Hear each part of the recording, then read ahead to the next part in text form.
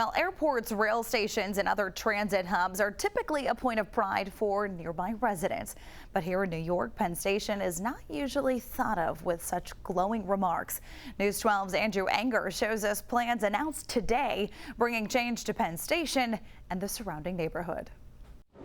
Penn Station is the nation's busiest transit hub, but for years, it's been criticized by riders as being dark, depressing, and not very functional. Well, that is all about to change, and for riders, it couldn't come soon enough. When I think of Penn Station, you don't really want to know. You don't really want to know. What that rider really thought of Penn, we couldn't say on television. Others were somewhat more tame. This place is disgusting. And Governor Hochul says she's heard the complaints loud and clear about Penn. Rather than a point of pride, it has become a source of embarrassment. Today, Hochul joined with the MTA and New Jersey officials to say change is coming in and around Penn Station. They unveiled their vision for the new Penn Station as one filled with light, a single-level concourse, more entrances, and intuitive travel paths.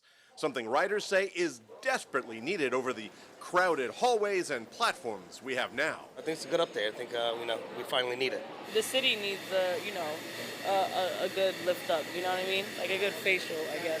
The governor called on architects and engineers to present their proposals for the $7 billion project, which will include major renovations to neighboring buildings, create apartments, many of which will be affordable, and build 8 acres of open space. The project would be in part paid for from revenue from the new buildings and federal transit dollars. Penn Station 60 years ago, the governor says, was an architectural masterpiece that was torn down and replaced with what we have now. We are taking an enormous step toward righting one of the wrongs of the past 60 years. But even with all of the exciting plans, some Long Islanders were a bit skeptical. I'll believe it when I see it.